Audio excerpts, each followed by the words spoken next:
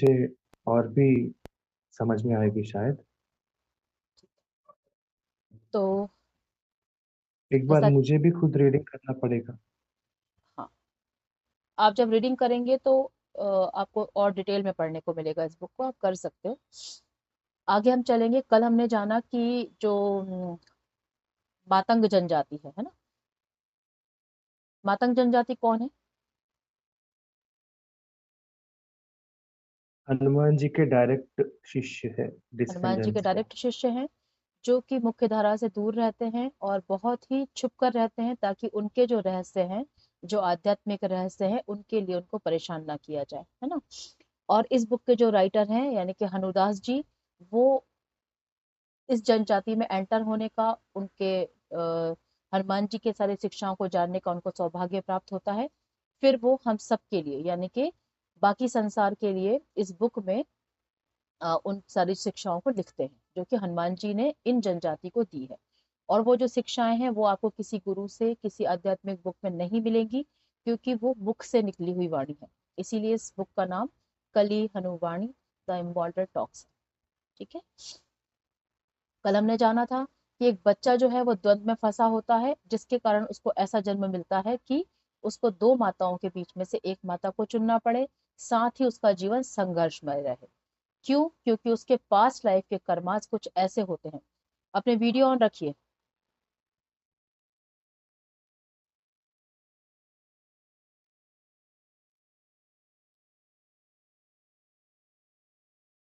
बहुत जेन्युइन कारण हो तो ठीक है। राधिका माँ, आप अगर रास्ते में हैं तो आप बंद कर सकते हैं, लेकिन जो घर में है तो आप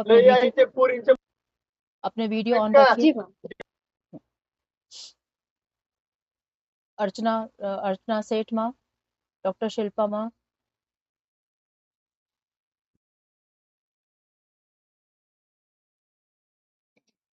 ठीक है। तो आगे का जो चैप्टर है वो मोस्ट इम्पॉर्टेंट चैप्टर है।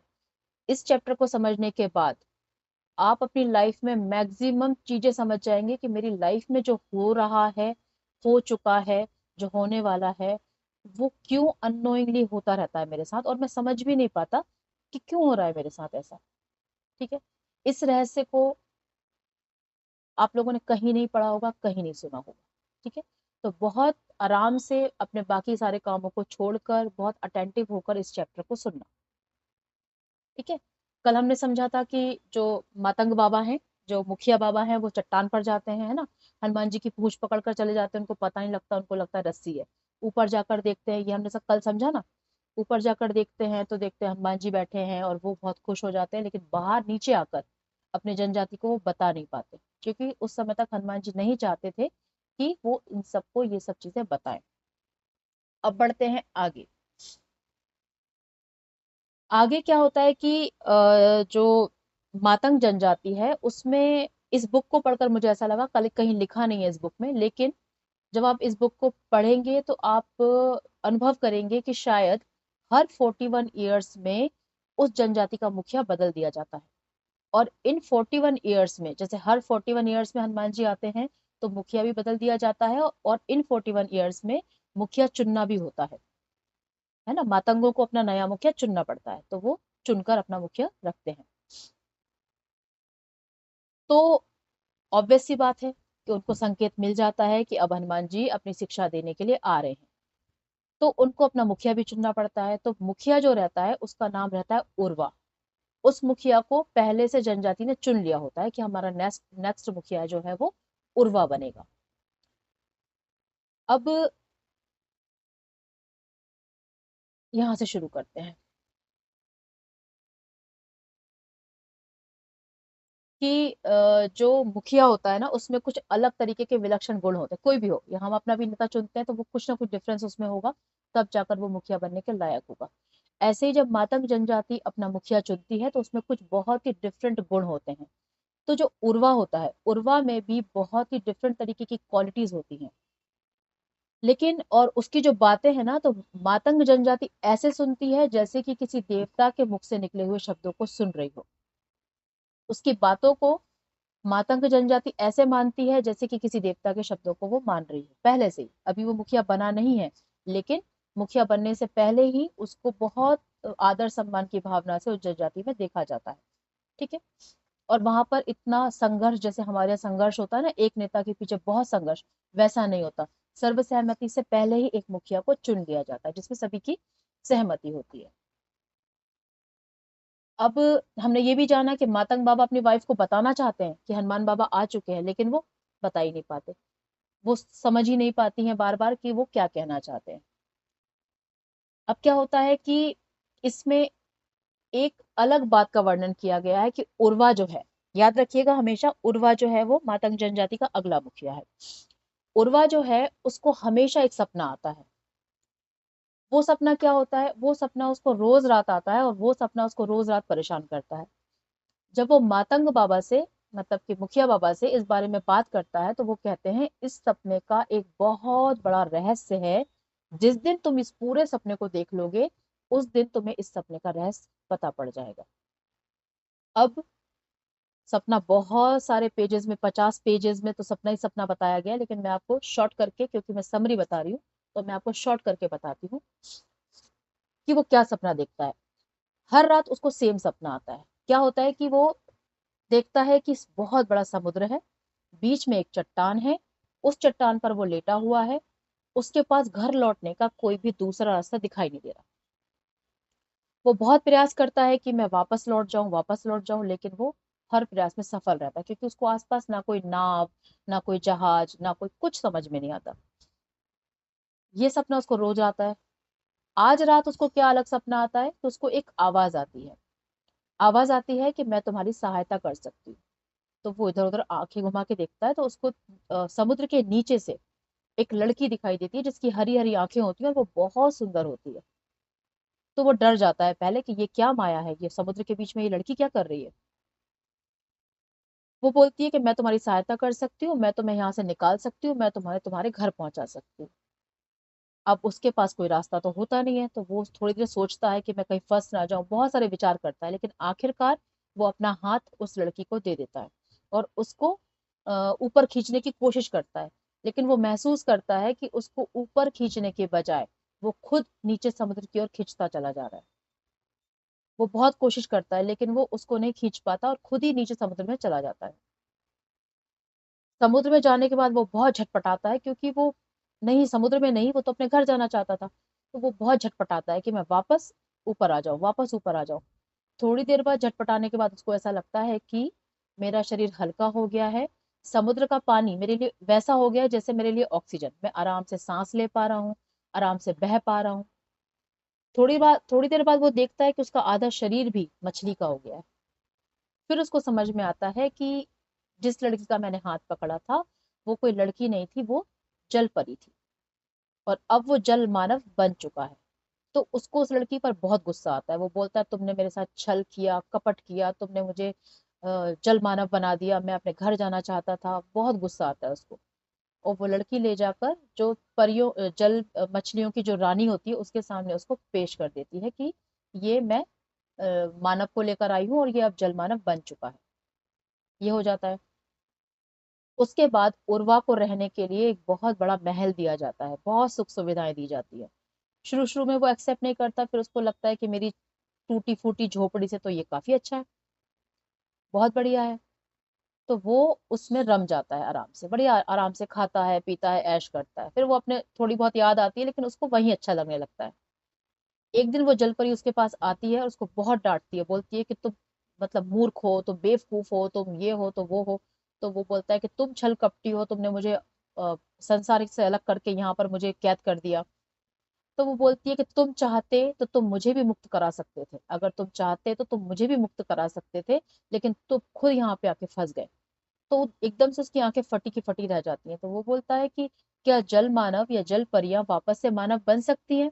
तो वो कहती है हाँ, बिल्कुल बन सकती हैं। हमारे पास, यानी कि जल मानवों के पास, जैसी दुनिया ऊपर है वैसी अंतरिक्ष में भी दुनिया है, वैसी दुनिया जल में भी है। ठीक है। एक्सप्लोर नहीं कर पाते हम लोग, लेकिन दुनिया वहां पर भी है। तो जितने भी जलचर प्राणी हैं उनके पास दो ऑप्शन होते हैं, या तो वो बाहर निकल के मानवों की दुनिया में आ जाए, या फिर किसी मानव को अपनी दुनिया में ले आए, क्योंकि उनके पास अपना वंश बढ़ाने के लिए प्रजनन करने की शक्ति नहीं होती, वो किसी मानव को ही कन्वर्ट कर सकते हैं। ठीक है, ये तरीका उनके पास होता है। जल मानव जल परियों की बात कह रही हूँ, साधारण मछलियों की बात नहीं बोल रही है। थोड़ा इस बात को डिफ्रेंशिएट करते हुए चलिएगा। तो वो कहते हैं कि अब आपके पास भी दो ऑप्शन है कि आप या तो किसी मानव को जल मानव में परिवर्तित कर दो, या फिर आप खुद वापस से मानव बन जाओ। तो वो कहता है कि ये अगर संभव है तो मैं ऐसा करूंगा। तो वो कहती है कि नहीं, अभी नहीं कर सकते, क्योंकि अभी तो आप एंटर ही हुए हो। जब तक आप यहाँ पे व्यस्त नहीं हो जाते तब तक आप ये काम नहीं कर पाओगे। तो बोलता है चलो कभी तो कर पाऊंगा। बोलता है हाँ, सबको ये, बोलती है हाँ सबको ये ऑप्शन मिलेगा। फिर क्या होता है कि उसको ये जानकर खुशी होती है कि चलो मेरे पास मुक्ति के अभी दो मार्ग बचे हुए हैं। अब वो ढूंढना शुरू करता है कि कोई मानव जो उसे वापस से मानव बना दे, या वो अपना वंश बढ़ा ले। लेकिन उसके साथ दुविधा पैदा हो जाती है। उसका जो आधा शरीर मानव का है वो पूरा मानव बनने की तरफ आकर्षित होता रहता है, और जो उसका आधा शरीर मछली का है वो पूरी मछली बनने के लिए आकर्षित होता रहता है। कहने का मतलब ये है कि एक तरफ वो चाहता है कि वो अपना वंश बढ़ा के किसी मानव को जल मानव बना दे, एक तरफ उसका मन चाहता है कि कोई मानव उसको ऊपर खींच ले और वो वापस से मानवों की दुनिया में चला जाए। फिर वो ढूंढता है, मतलब कि कहना चाहिए शिकार ढूंढता है अपना। तो उसे शिकार मिल भी जाता है। एक नाव आती है वहां पर। उस नाव में एक लड़की होती है जो बहुत उदास बैठी होती है, अपने दोस्तों के साथ होती है लेकिन बहुत उदास होती है। वो सोचता है कि क्या करूं, क्या मैं मानव बन जाऊं या इसको जल मानव बना लूं। अब उसके दोनों शरीरों के बीच में तनाव पैदा होने लगता है कि क्या करूं क्या ना करूं। लेकिन कोशिश तो उसको करनी ही थी। जैसे तैसे वो उस लड़की से बात करता है, वो लड़की भी उसकी तरफ आकर्षित होती है और उसको अपना हाथ दे देती है कि मैं तुम्हें ऊपर खींच लूंगी। लेकिन उसका जो मछली वाला शरीर होता है ना, वो इतना ताकतवर होता है कि वो उन दोनों को अंदर खींच लेता है, मतलब उसको भी और उस लड़की को भी, दोनों को अंदर खींच लेता है। तो क्या होता है, इसका मतलब क्या हुआ कि वो मुक्ति का एक रास्ता फिर से खो देता है ना। आवाज क्लियर है?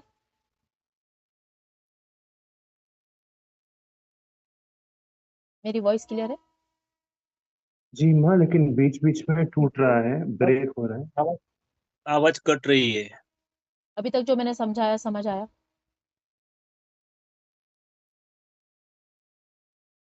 जैसे ही जी आवाज माँ। कटे प्लीज जी मुझे माँ। आप प्लीज मुझे समझाना। समझ भी आया, सुनाई भी दे, लेकिन समझ भी आया कि मैं क्या कहना चाह रही हूँ? जी माँ। ठीक है, आगे बढ़ते हैं। अब वो उस लड़की को लेकर अंदर आ जाता है, मतलब समुद्र में उस लड़की को भी जल मानव बना देता है। अब क्या होता है? अब ये होता है कि वो कई वर्षों तक पिता होने का सुख भोगता है।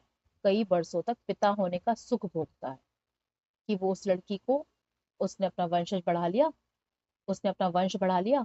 अब वो लड़की जो है उसकी वंशज है, और वो अपने वंश को बढ़ाने में कामयाब रहा।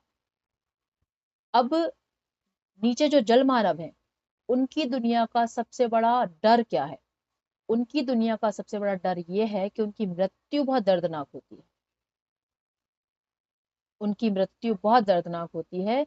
जब भी कोई जल मानव या जल परी बूढ़ी हो जाती है तो उन्हें राक्षसी मछलियों के आगे डाल दिया जाता है जिंदा अवस्था में, और उनको उनके मुख के अंदर जाना पड़ता है। यही इसी तरीके से उनकी मौत होती है। तो उर्वा को केवल इस बात का डर होता है कि मेरी मृत्यु इतनी भयानक होगी। वो कहता है कम से कम मानवों के संसार में मृत्यु उतनी भयानक तो नहीं होती। उसको हमेशा इस बात का, एक सेकेंड, रहता है। ठीक है, अब धीरे धीरे करके वो समय भी आ जाता है जब उर्वा की मृत्यु का समय आता है कि अब उसको किसी राक्षसी के अंदर जाना पड़ेगा, राक्षसी मछलियों के अंदर जाना पड़ेगा। इसके बदले में राक्षसी मछलियां क्या देती हैं? जलमानवों के संसार को सुरक्षा देती हैं कि कोई भी शिकारी, कोई भी जो नुकसान पहुंचाने वाला व्यक्ति है आपके संसार को नुकसान नहीं पहुंचा पाएगा।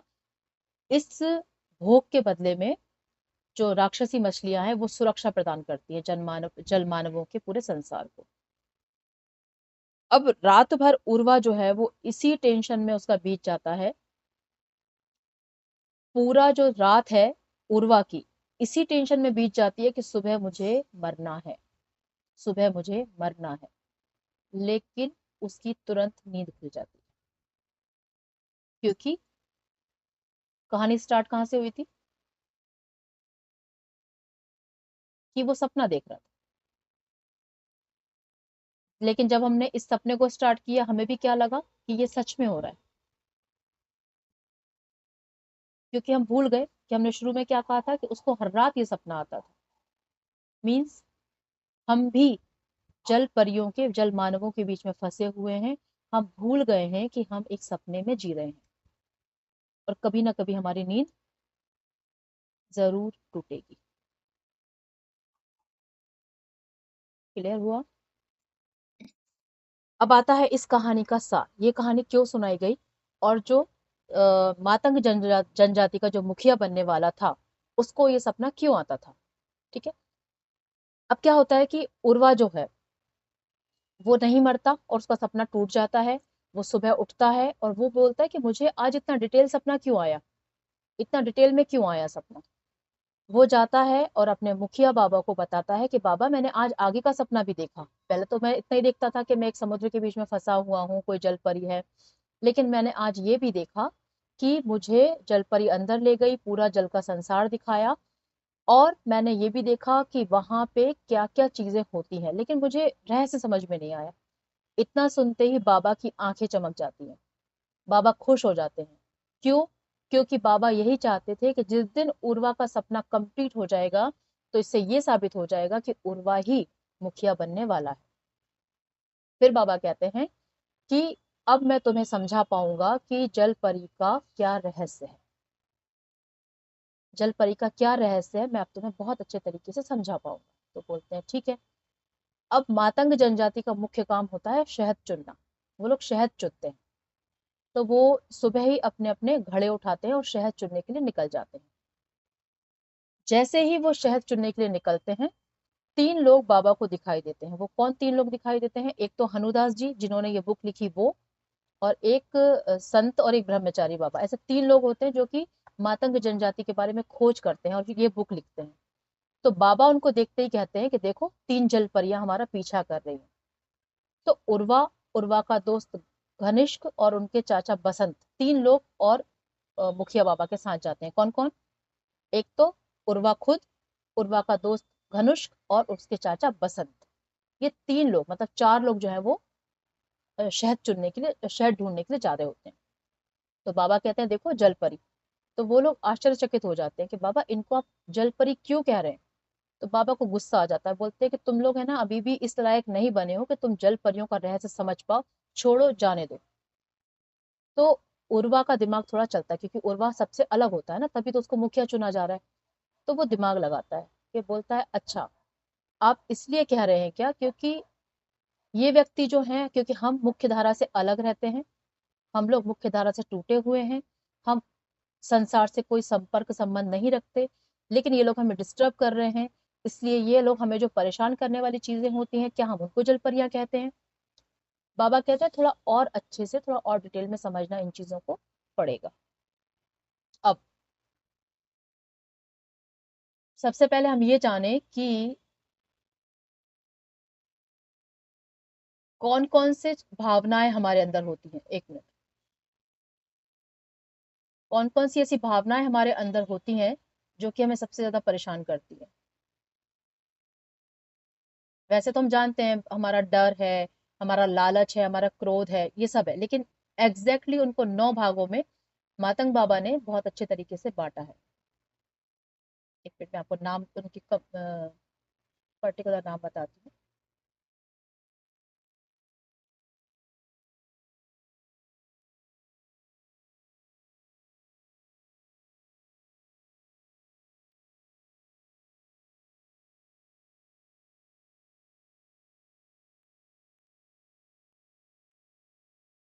लिखना चाहे तो लिख सकते हैं।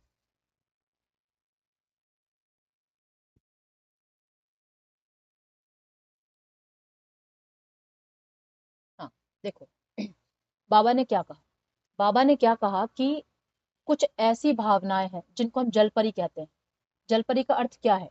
जलपरी का अर्थ है हमारा आनंद। अगर हम किसी चीज से आनंदित हो रहे हैं, किसी व्यक्ति, वस्तु या स्थान से हम आनंदित हो रहे हैं, वो जलपरी है। फिर बताया उन्होंने उदासी, सैडनेस, उदासी। फिर बताया क्रोध। फिर बताया भय। फिर बताया दया। फिर बताया घृणा। फिर अपेक्षा, आश्चर्य और विश्वास भी।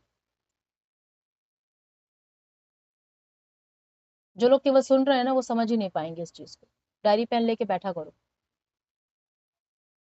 ये चीज आगे आपको, जैसे ही आप किसी पे विश्वास करोगे, जैसे आप किसी से घृणा करोगे, जैसे आपको डर लगेगा, आपको तुरंत याद आना चाहिए कि ये जल परी है, मुझे खींच रही है। उसका नाम आज से क्या हो गया? इन सभी भावनाओं का नाम क्या हो गया? जल परी। अब जो चीज इस बुक में नहीं लिखी है, और वो बहुत ही आश्चर्यजनक चीज है, इन चीजों को काउंट करो कितनी होती है।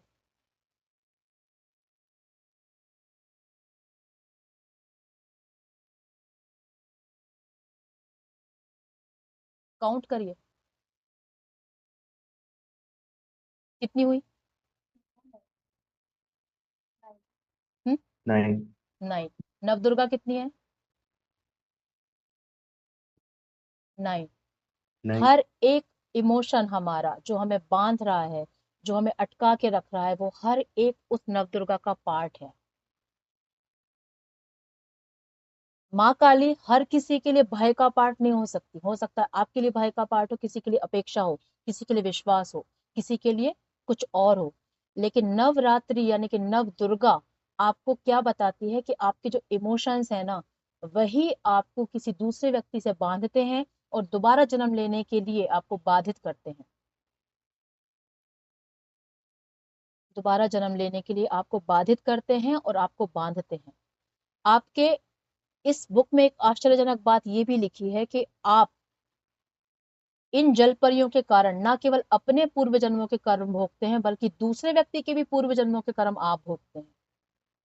वो डिटेल में आगे हनुमान बाबा ने समझाया है कि हम न केवल अपने पूर्व जन्मों के कर्म भोगते हैं, बल्कि दूसरे के भी कर्म हम भोगने लगते हैं, अगर हम अटेंटिव नहीं रहते हैं तो।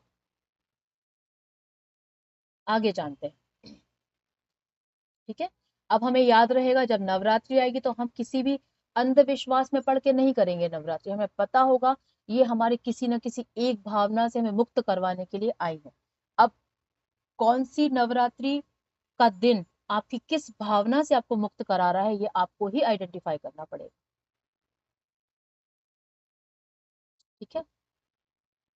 हम क्रोध से माँ काली को जोड़ सकते हैं, लेकिन हो सकता है कोई और क्रोध से माँ धूमावती को जोड़े।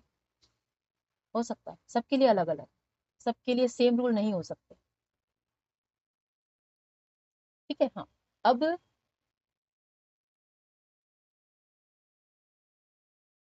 अब एक बहुत इंपॉर्टेंट बात सुन लीजिए।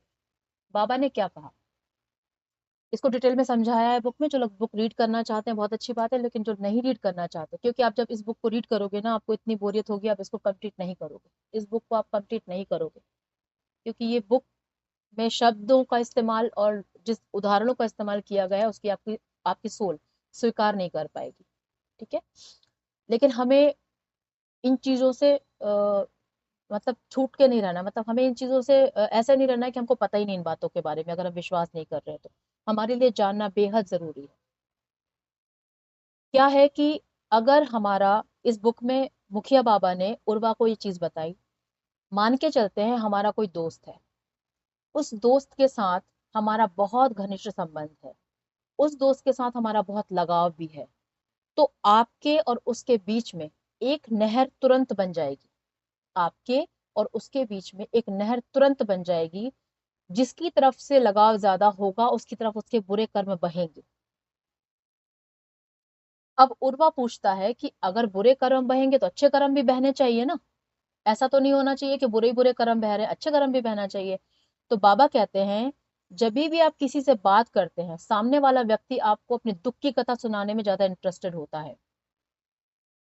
पूरा जीवन जब होता है उसमें 70% अच्छा, 30% ही बुरा होता है। लेकिन जब भी आप किसी व्यक्ति से बात करेंगे, वो अपने आप को महान और अपने आप को महादुखी साबित करने का उसका पूरा पर्पस होता है कि वो आपको ये बता पाए कि मैंने अपने जीवन में कितने कष्ट, कितने संघर्ष, कितने तकलीफें भोगी हैं, जब जाके मैं यहाँ पहुंचा। ये हर मानव का एक स्वाभाविक उसका स्वभाव होता है। इसका अर्थ ये नहीं है कि वो आपकी तरफ जानबूझ के अपने कर्म उड़ेल रहा है। कोई भी आत्मा किसी आत्मा की तरफ अपने कर्म नहीं उड़ेलती, लेकिन क्योंकि वो बातें इस तरीके की सोचती है, बातें इस तरीके की करती है वो आत्मा, कि ऑटोमेटिकली हमारा लगाव होते से ही उसके सारे कर्म हम भी भोगते हैं। वो हमारे, हम उसके। कई बार हमें पास्ट लाइफ रिग्रेशन में भी इस बात का आंसर नहीं मिलता कि हम किस कर्म के कारण ये हमारा आज का हम भोग भोग रहे हैं। क्यों? क्योंकि आपने वो कर्म किया ही नहीं है ना। वो तो आपने किसी लगाव के कारण अपनी तरफ आकर्षित कर लिया, किसी और का कर्म आपने अपनी तरफ आकर्षित कर लिया। तो जब भी आप किसी पे विश्वास करते हैं, आप एक नहर खोदते हैं। जब आप किसी से अपेक्षा रखते हैं, आप एक नहर खोदते हैं। किसी पर गुस्सा है, आप एक नहर खोदते हैं। तुरंत समझ में आ जाना चाहिए, मुझे इस व्यक्ति के प्रति आकर्षण पैदा हो रहा है, ये जल परी है, ये मेरी साधना खा जाएगी, ये मेरा जीवन खा जाएगी, और ये मेरे बुरे कर्मों के, मेरे बुरे जीवन का कारण बनेगी। क्लियर हुआ?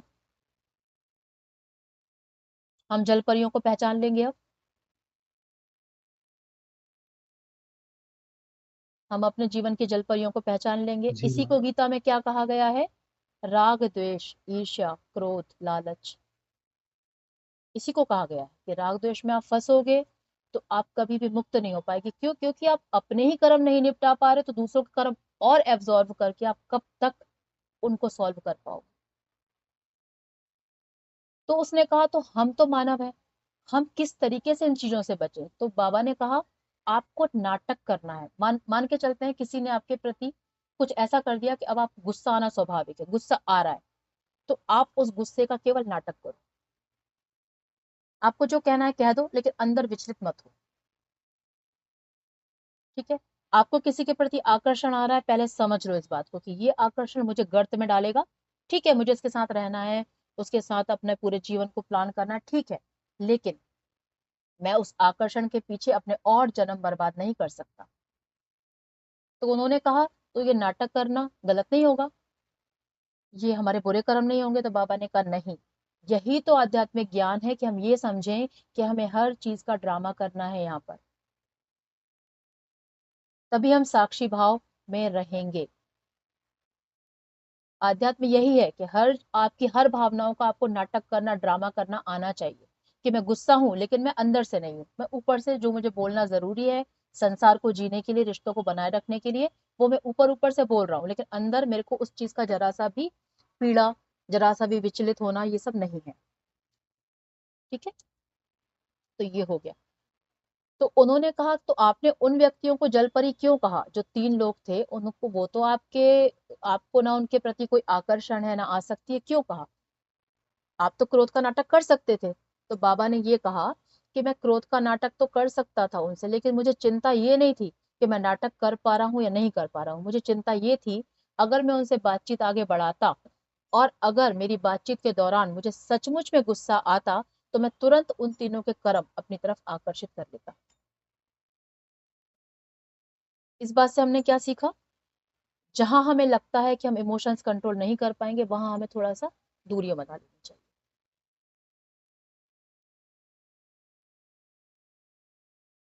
ठीक है? लेकिन हमेशा हमें इस बात का ध्यान अब से रखना, अभी तक नहीं पता था कोई बात नहीं, लेकिन हमेशा हमें इस बात का ध्यान रखना है कि जो भी व्यक्ति हमारे जीवन में हो, चाहे वो आपकी संतान ही क्यों ना हो, आपको उसके साथ बहुत सारी अपेक्षाओं की आसक्ति, बहुत सारी चीजों की आसक्ति नहीं रखना है। अगर आप ऐसा करते हैं तो आप अपने और उसके बुरे कर्म, उसके भी भोगने हैं आपको, आपके तो भोगने ही हैं। ठीक है? तो हमें अपना जीवन बहुत सुपरफिशियल तरीके से जीना है, ऐसा भी कहा जा सकता है। बहुत ऊपर ऊपर से जीना है। और हमें, कल हमने क्या जाना था? ये सब चीजें आज मैंने आपको बुक पढ़ा दी, लेकिन आपको 1 हफ्ते से ज्यादा याद नहीं रहेगा कि हमें किन चीजों से बचना है। क्यों नहीं याद रहेगा? शिल्पा, मैं इस बात का जरा आंसर दो। कल आपने इस पे ज्यादा प्रश्न पूछा था। कब तक ये हमारे जीवन का पार्ट नहीं बन सकता? जब तक कि हमारा माइंड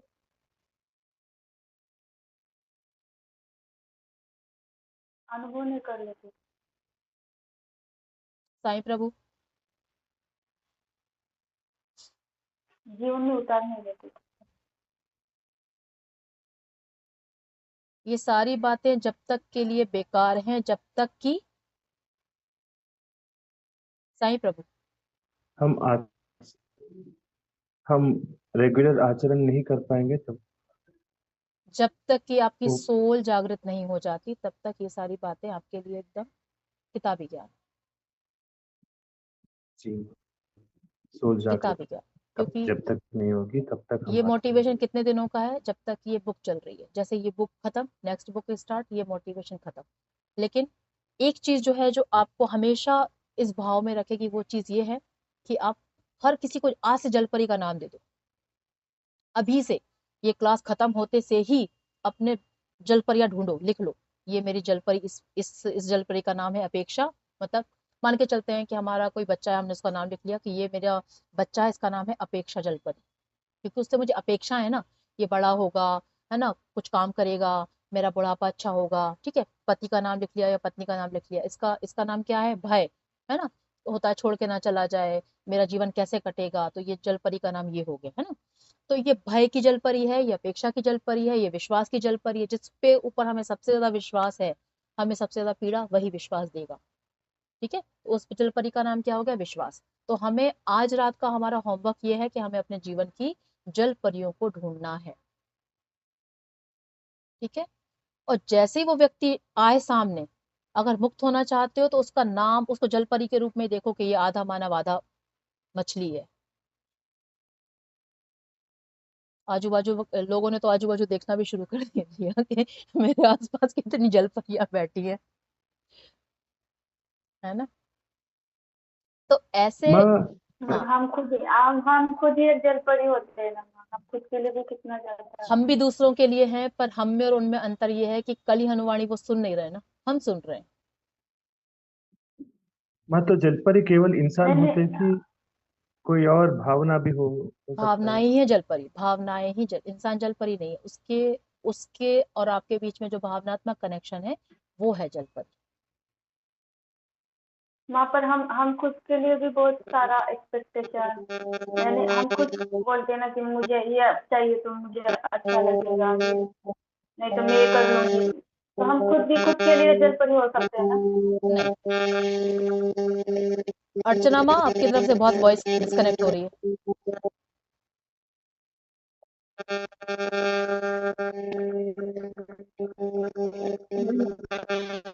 एक सेकेंड। जब आप क्लास में आते हैं ना, तो पहले बात तो सारी चीजों को वो करते हुए आया कि जब क्या है, इसका जूम का जो वो है ना, इंटरफेस बदल गया है, तो अभी मुझे इसमें समझ में नहीं आ रहा कि कैसे म्यूट करूं मैं इनको। अर्चना माँ, आपका मोबाइल म्यूट कर लीजिए, अगर आप मुझे सुन पा रही हैं, आपका माइक म्यूट कर लीजिए।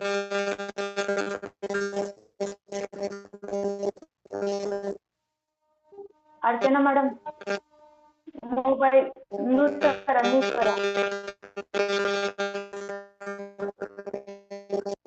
त्यांना कॉल करून सांगून दे, त्यांना कॉल करून.